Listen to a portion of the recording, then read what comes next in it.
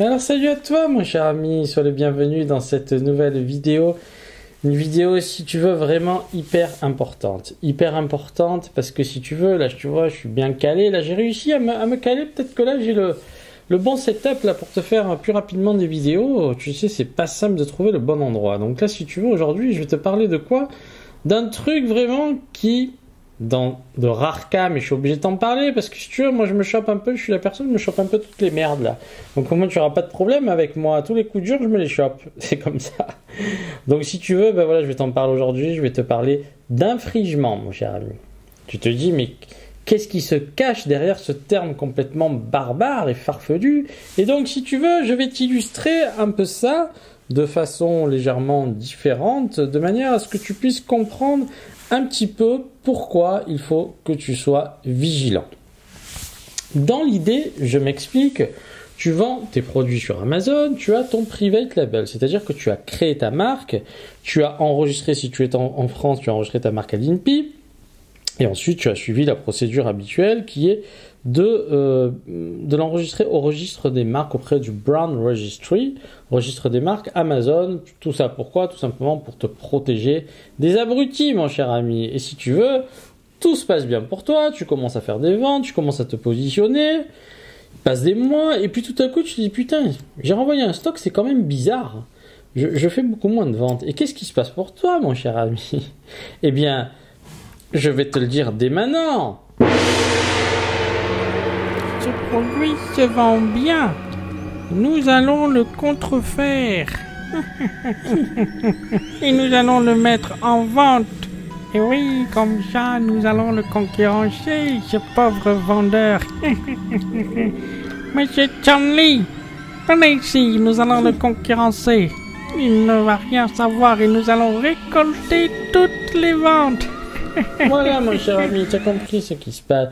Et donc là, tu vois, eh bien, tu te dis à un moment donné, mais qu'ai-je donc fait? Et tu ne sais pas. Et donc, si tu veux, encore une fois, qu'est-ce que j'ai fait? Eh bien, tu le sais, comme tu sais pertinemment que le support vendeur Amazon est là pour t'aider de façon très basique.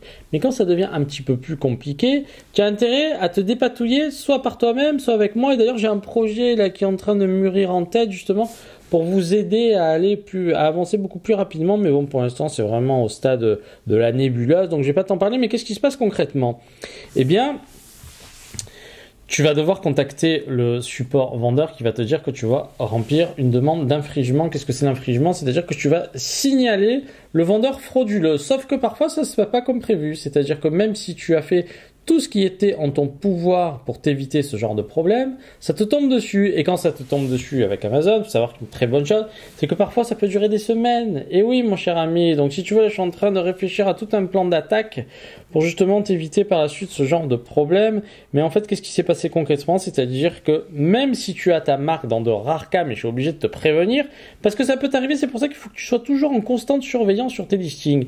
Et bien, même si tu as ta marque qui est enregistrée au registre des marques, et même si Amazon prétend que de manière proactive, il y a des surveillances qui sont faites au milieu de ta marque, hein, mon cher ami, on va pas se voiler la face, ça marche pas tout à fait comme ça. Et puis en plus, ce qui est très con, c'est qu'on va te demander parfois des choses tellement débiles, parce que moi, après, à un moment donné, je suis vraiment la chaîne de la vérité, on va te demander des trucs complètement farfelus on se demande qui c'est qui invente ça. On va te demander de prouver, par exemple, que eh bien, tu es, au-delà d'être le propriétaire de ta marque, que c'est toi seul qui as le droit de vendre tes produits. Alors ça, c'est un truc, tu vois, encore une fois. Alors ça, c'est le truc qui m'était jamais arrivé, mon cher ami. Mais peu importe. Donc en fait, si tu veux, maintenant, j'ai appris. Tu vois, tu te mets en position comme ça, là.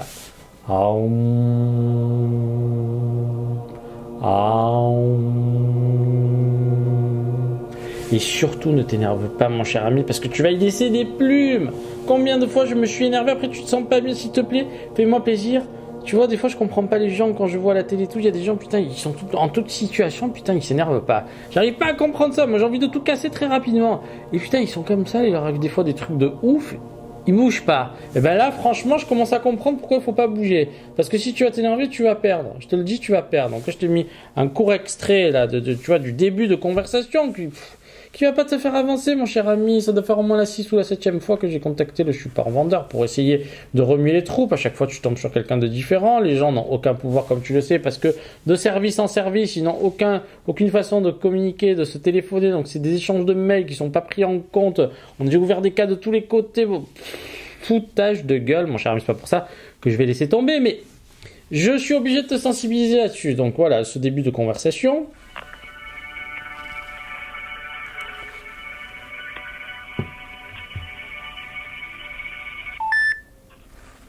Allô?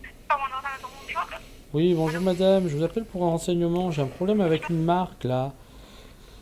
En fait, s'il y a une personne qui n'est pas autorisée à vendre mes produits, qui se permet de vendre mes produits, ma marque est déposée, hein, bien entendu, à l'INPI, ainsi qu'au registre des marques Amazon, et si vous voulez, ce qui se passe, c'est qu'elle elle a quand même l'autorisation, je ne sais pas pour quelle raison, de se mettre sur mes offres et de vendre mes produits, alors que je ne lui vends absolument pas mes produits, donc... Avec l'autorisation de la marque? Oui. Il y a un problème parce que j'ai déposé ma marque au registre des marques. Ma marque est enregistrée à l'INPI, entre autres. Et si vous voulez, eh bien, il y a une personne, un vendeur chinois, là, qui s'est mis sur mes offres. Alors qu'il n'est pas autorisé. J'ai rempli une procédure d'infringement. Mais en fait, il se passe rien. Donc, le vendeur chinois, il a pris les mêmes informations? Oui. Il a ajouté votre produit sans prendre l'autorisation de la propriétaire de la marque. Voilà. D'accord, super. Donc moi, à ce stade, je vais vous envoyer un email avec un formulaire. Vous allez remplir le formulaire. Et aussi, moi, de mon côté, je vais reporter ce vendeur. Mais j'ai besoin seulement d'adresse mail ou bien le nom de boutique de ce vendeur qui a volé les informations de votre marque. D'accord. Ok. Mais bon, par contre, ça fait quand même la 6e fois que je vous contacte par rapport à ce problème et en fait, il n'y a rien qui est résolu. Hein. Ça fait 10 jours là. Vous avez déjà rempli ce formulaire? Je l'ai rempli 5 fois. C'est le problème. Mais en fait, il y a rien qui est fait, quoi. C'est-à-dire que, en fait, on me demande certaines informations, mais on me dit de prouver qu'en fait, j'ai la distribution exclusive pour les produits, sauf qu'en fait, c'est ma propre marque et c'est ma propre entreprise, donc je peux pas me faire un contrat moi-même. Et en fait, les gens là qui s'occupent de ça, ils comprennent rien. Et moi, ça fait peut-être 15 jours maintenant que je vous appelle pratiquement tous les jours. Donc, faudrait qu'il y ait quelqu'un qui s'en occupe vraiment. Bref, hein, je vais pas te la faire, etc., mais tu as bien compris qu'en fait, il n'y a rien qui avance. Voilà, juste pour te le dire. Donc, ce qui se passe pour toi, c'est que parfois, dans de rares cas, même si tu as déposé ta marque, sache qu'il y a quand même un vendeur qui peut venir se greffer dessus, un espèce d'abruti qui va, en finale, qui fait de la contrefaçon. Parce que moi, j'appelle ça de la contrefaçon. C'est-à-dire que si c'est toi qui produis tes propres produits et qu'il y a une personne qui se permet de vendre tes produits avec une marque déposée et auquel tu n'as pas vendu tes produits, comment tu peux expliquer ça? À moins que tu fasses de très très gros volumes. Et donc à ce moment-là, tu es passé par des circuits parallèles, le mec peut-être, mais encore une fois, globalement, si tu fais ça aujourd'hui, ton private label, c'est pas pour être emmerdé, et ben ça peut t'arriver, mon cher ami. Voilà, je voulais t'en faire part. Hein. Alors donc là, forcément, d'après toi, c'est quoi comme vendeur? Ben, c'est le vendeur chinois, mon cher ami. Tu vois ce qui s'est passé? Ben voilà. Ben encore une fois, voilà, je voulais te sensibiliser. Donc ne t'inquiète pas, mais donc il faut que tu sois vraiment proactif. Donc dans ces cas-là, si ça t'arrive, il faut que tu ailles dans le brand registry tout en bas. Tu as une rubrique d'aide et ensuite, eh bien, tu as différentes rubriques pour lesquelles tu pourras signaler le vendeur frauduleux. Donc comment ça se passe concrètement? C'est un formulaire, tu remplis les étapes, tu vas signaler les asines qui présentent un problème et tu vas soumettre et puis après tu vas prier, hein, mon cher ami. Si tu n'es pas croyant, très bien le moment de t'y mettre, mon cher ami.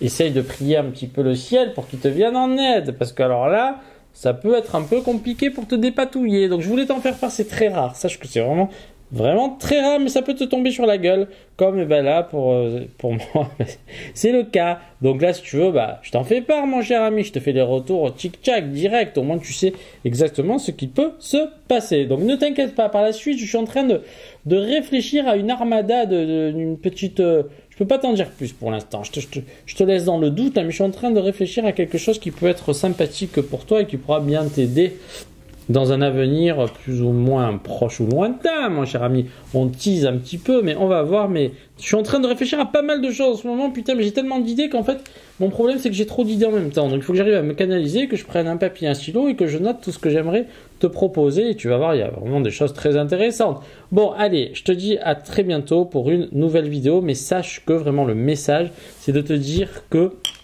tu n'es quand même pas à l'abri, ce n'est pas une chance exacte à 100%. Je dirais que c'est une chance exacte à 95%. Tu as 5% de cas où eh bien, ça ne se passe pas comme prévu. Alors attends, mon cher ami, là je vais sur mon petit ordinateur. Je vais te chercher une gentille citation. Alors on va te chercher une citation de qui là quelqu'un de peut-être moins connu qui envoie cette citation de... Fais voir Spinoza. Tiens, on va aller un petit peu là-dedans. Là, on va chercher un peu du côté des philosophes là. Et on va voir qu'est-ce qui se passe un petit peu là. Alors 50 citations, tiens je t'en sors une, mais c'est très important parce que parfois il faut apprendre.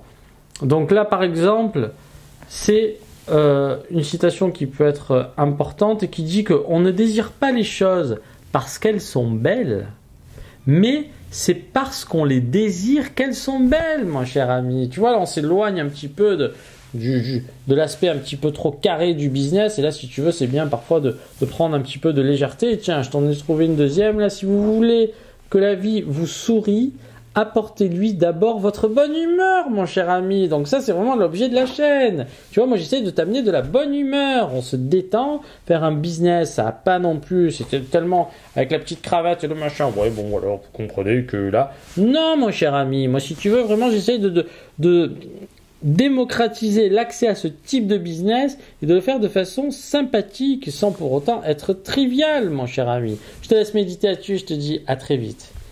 Bye bye. Et là tu restes motivé forcément parce que depuis le temps qu'on se connaît maintenant, il faut que tu rentres dedans parce que tu sais moi mon cher ami, j'ai fait pendant des années de la boxe américaine et donc si tu veux j'en ai pris des coups sur la gueule, mais t'inquiète pas j'en ai donné aussi. Donc allez, motive-toi et va faire du sport mon cher ami. Je disais pas plus tard que tout à l'heure, je lisais un article qui te disait que les Américains passent 21 heures assis sur une chaise, 21 heures sur 24 assis ou allongés. S'ils disent ça, ils appellent ça, ils comparent ça à la cigarette. Donc lève-toi mon cher ami, ou achète-toi une montre connectée, vois combien de fois tu t'es levé, va marcher, va courir, va faire du vélo, fais quelque chose tous les jours. Ton cœur a besoin de monter un petit peu dans les tours. Allez, je te laisse méditer là-dessus, je te dis à très vite. Tchuss.